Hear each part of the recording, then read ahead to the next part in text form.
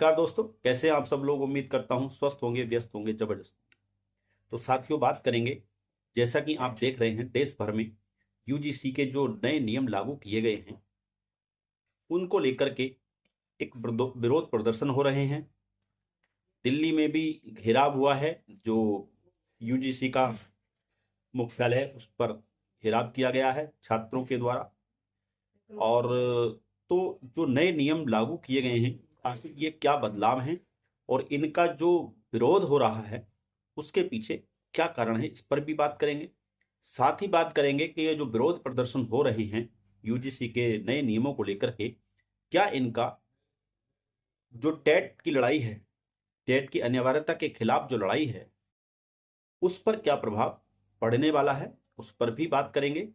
और साथ ही आप सभी को मैं अवगत कराया था कि 30 जनवरी को टेट का जो केस है त्रिपुरा वाला, उसमें सुनवाई लगी हुई थी। तो आखिर उसकी आज की स्थिति में, आज की स्थिति क्या क्या उसका स्टेटस है, उस पर भी बात करेंगे। तो निवेदन है, वीडियो में अंत तक बने रहें। आप सभी साथियों का स्वागत है आपके चैनल गेट सॉल्यूशन। साथ ही निवेदन है उन सभी साथियों से जो चैनल पर पहली बार विजिट कर रहे हैं या कहीं ना कहीं लगातार विजिट कर रहे हैं लेकिन चैनल को अभी सब्सक्राइब नहीं किया है, तो निवेदन है वीडियो को दूसरे अपने साथियों तक साझा करते हुए चैनल को अभी के अभी आज ही सब्सक्राइब कर लें। बेल आइकन को हिट करना बिल्कुल ना भूलें ताकि इस संबंध में आने वाली शिक्षा जगत से जुड़ी छोटी बड़ी जो भी अपडेट हो वो आप तक समय से पहुंचती रहे। तो साथियों, शुरू करते हैं। जैसा कि यूजीसी मतलब यूनिवर्सिटी ग्रांट कमीशन यानी कि विश्वविद्यालय अनुदान आयोग, जो 1956 से पूरी तरह से देश में काम कर रहा है। काम क्या है कि जो विश्वविद्यालय हैं, जो यूनिवर्सिटी हैं, चाहे वो निजी यूनिवर्सिटी हो चाहे वो गवर्नमेंट यूनिवर्सिटी हो, उन सभी को जो है पैसे का जो जो मामला है वो वहीं से रिलीज होता है। यानी कि रख रखाव और बहुत सारी चीजें, कैंपस को ठीक करना, मतलब जहां पैसे की जरूरत है यूनिवर्सिटीज को, वो ग्रांट जो मिलती है वो आपका विश्वविद्यालय अनुसंधान, जो विश्वविद्यालय आयोग अनुदान आयोग है, वही वहां से होता है। तो 1956 से ये अस्तित्व में है। हालांकि पहले भी रहा था लेकिन पहले उस तरीके से, लेकिन सक्रिय तरीके से 1956 से ये कंटिन्यू है। तो इसमें अनुसूचित और अनुसूचित जनजाति दोनों को लेकर के कुछ नियम पहले से थे लेकिन उसमें कुछ चीजें और जोड़ी गई हैं, उस पर बात करेंगे। क्या बदलाव है पहले वो समझ लेते हैं।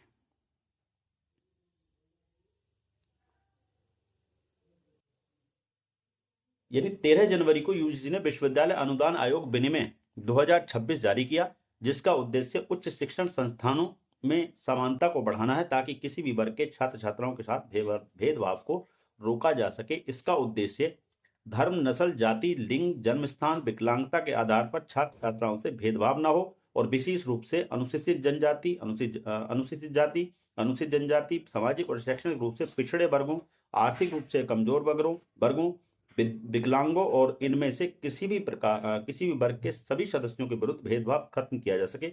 इसके अलावा उच्च शिक्षा संस्थानों में समानता को बढ़ावा दिया जा सके। ये उद्देश्य इस बदलाव का है।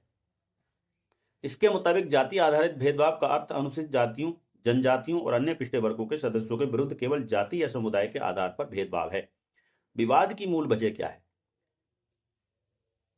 विवाद की मूल वजह जाति आधारित भेदभाव की परिभाषा में अन्य पिछड़े वर्गों ओबीसी को शामिल करना है। इसके पहले ड्राफ्ट में जातिगत भेदभाव से सुरक्षा के दायरे में केवल एससी और एसटी, अनुसूचित जाति और अनुसूचित जनजाति को रखा गया था।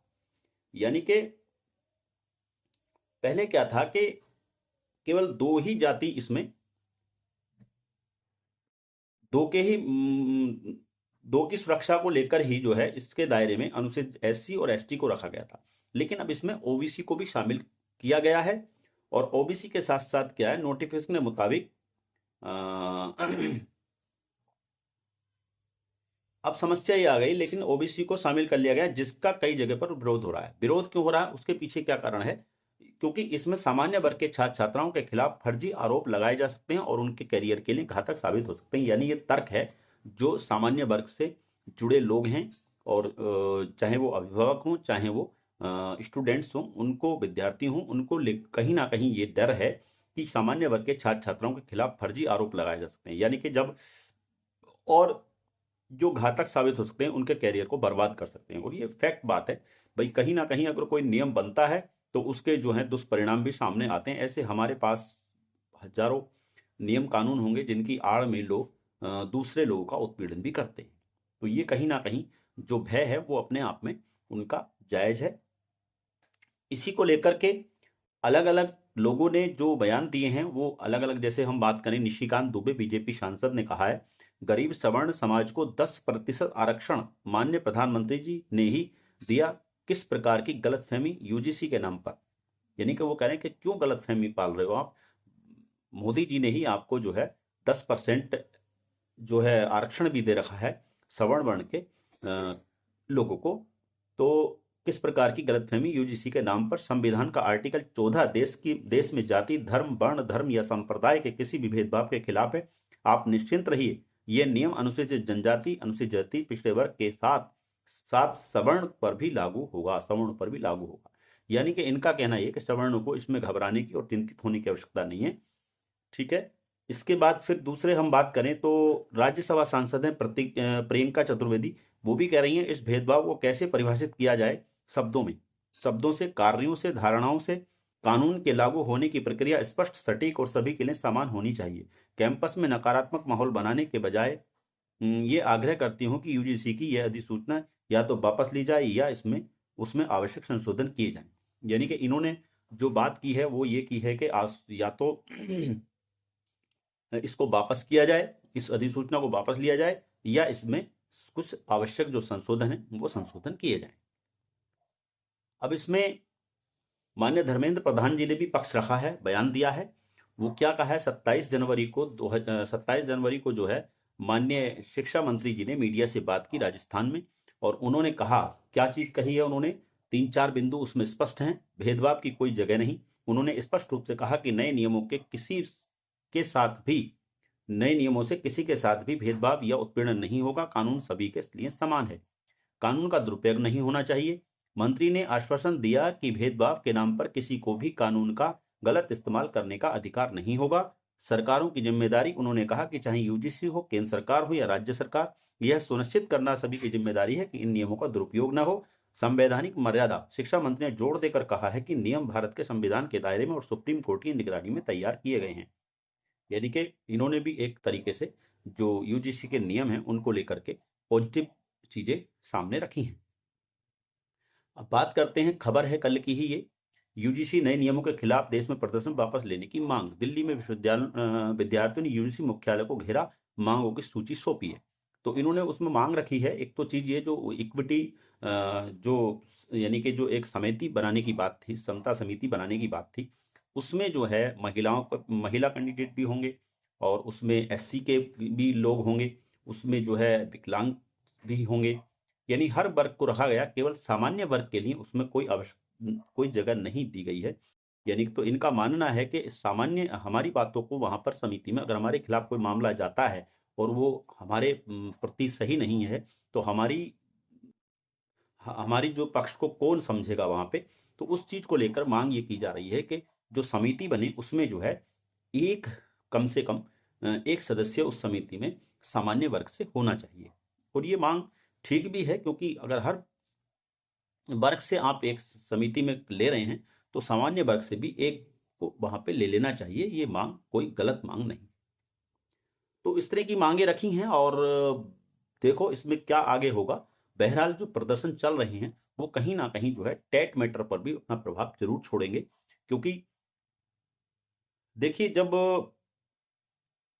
सामान्य वर्ग जो है वो लड़ेगा, यानी कि सामान्य वर्ग के लिए, तो जाहिर सी बात है ओबीसी, एससी, एसटी लोग भी अपने बच्चों के भविष्य के लिए, और यानी कहीं ना कहीं आपस में मतभेद बनेगा। और ये मतभेद जब बनेगा तो इन्हीं लोगों में से जो लड़ाई लड़ रहे हैं, ये वही लोग हैं। ऐसा नहीं कि ये इस मामले से जुड़े लोग जो हैं वो टेट की लड़ाई भी लड़ रहे हैं। तो कहीं ना कहीं ये जो है लड़ाई कमजोर हो सकती है अगर ये मामला तूल पकड़ेगा। तो निवेदन है, जितने भी टेट पीड़ित हमारे साथी हैं वो किसी भी जाति धर्म वर्ग से हों, लेकिन वो अपनी लड़ाई में इसको बीच में ना आने दें और अपनी लड़ाई को एकजुटता के साथ लड़ें, ताकि इस पे कोई प्रभाव ना हो। तो हम यही उम्मीद करते हैं जितने भी हमारे टेट पीड़ित शिक्षक साथी हैं वो इसको बिल्कुल नजरअंदाज करें और अपनी लड़ाई पर फोकस करें। बाकी आप देख ही रहे हैं कि सरकार के जो शिक्षा मंत्री जी उन्होंने भी इस बात को कहा है, और यूजीसी के जो जो मांगे रखी गई हैं यूजीसी के आगे विद्यार्थियों के द्वारा, उसको लेकर भी जो रेस्पॉन्स ये दिया गया है कि उनकी मांगों पर ध्यान दिया जाएगा और इस बात पर भी सहमति बनाई जाएगी कि एक जनरल कैटेगरी से यानी कि एक सामान्य वर्ग का व्यक्ति भी उस समिति में शामिल हो, और भी जो मांगे रखी गई हैं उनको भी लेकर के कहीं ना कहीं आश्वस्त किया गया है कि आप निश्चिंत रहें और हम जल्द ही जो है इसमें कोई ना कोई जो आपने सुझाव दिए हैं, जो आपने मांगे रखी हैं, उन पर हम विचार करेंगे और आपकी बातों को समझ लें। तो ये चीज़ रही। अब बात कर लेते हैं छोटी सी बात, टेट का जो त्रिपुरा वाला मामला है उसकी सुनवाई, जैसा कि आप सभी जानते होंगे कि हमने बताया था कि लगातार 19 नवंबर से ये इस केस में डेट पर डेट मिल रही हैं, और आप देख रहे हैं अभी मैंने पिछली वीडियो के माध्यम से आपको बताया था कि 30 जनवरी को इसमें सुनवाई की डेट लगी हुई है। लेकिन कहना चाहिए कि बात वही है कि तारीख पर फिर तारीख मिल गई है, और अब जो है इसकी जो सुनवाई की डेट मिली है वो 12 फरवरी मिली हुई है। कुल मिला के आप देख रहे हैं कि टेट मैटर पर जिस केस को हम बहुत यानी शिक्षकों को बड़ी उम्मीदें थी, देश भर के शिक्षकों को इस केस से, कि जैसा कि आपने देखा था जब शुरू में सुनवाई हुई थी और राज्य सरकार त्रिपुरा से रिजोइंडर मांगा गया था, दाखिल करने को कहा गया था, और सलमान खुर्शीद जी ने बड़े प्रश्न वहां पर रखे थे और बड़े पॉइंट्स रखे थे, जिसको लेकर के माननीय सर्वोच्च न्यायालय ने इस केस को खारिज नहीं किया था और इसमें सुनवाई हो रही थी। तो कहीं ना कहीं जो हमारा शिक्षक समाज है जो टेट से पीड़ित है उसको एक उम्मीद थी कि ये केस जो है अपने आप में बहुत महत्वपूर्ण केस है और इससे काफ़ी चीज़ें पॉजिटिव आने की उम्मीद थी, क्योंकि रिव्यू में सुनवाई आप देख रहे हैं अभी कोई लिस्टेड केस नहीं हुआ है, कोई लिस्टिंग नहीं हुई है। तो अब रिव्यू कब सुना जाएगा, अभी ये जब तक लिस्टिंग नहीं होती तब तक पुख्ता रूप से कह पाना बड़ा मुश्किल होता है। लेकिन उम्मीद ये जरूर जताई जा रही थी और जताई जा रही है कि फरवरी के मिड तक, यानी कि 15 या फरवरी के आसपास या उसके बाद फरवरी में इसमें कोई ना कोई लिस्टिंग हो जाएगी, कोई ना कोई डेट देखने को मिलेगी।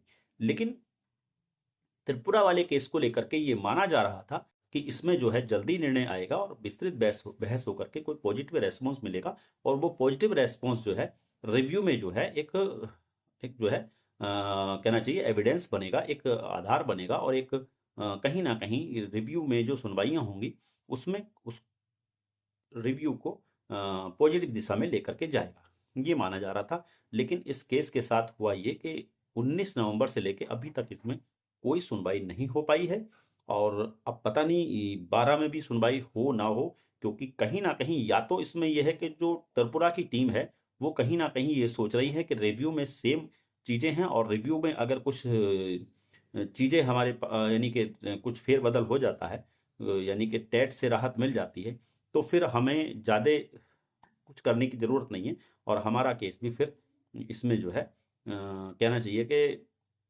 हमारा केस में भी हमें जीत मिल जाएगी, और इस तरह की चीज़ें शायद हो सकती हैं।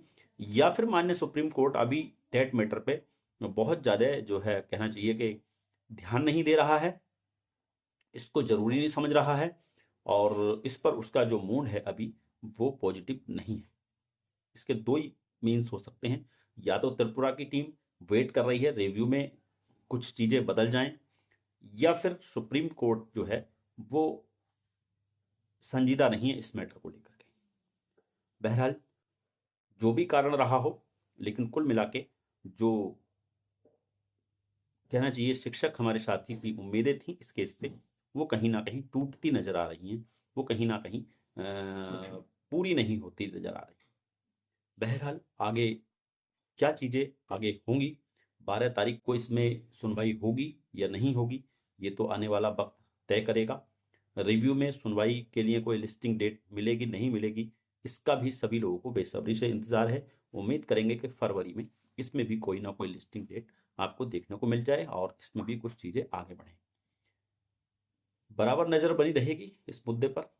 जैसे ही कोई इंप्रूवमेंट होगा, कोई नई खबर होगी, उसको लेकर के फिर आपके बीच उपस्थित रहेंगे। तब तक के लिए साथियों, नमस्कार, धन्यवाद। आपका दिन बहुत बहुत शुभ हो।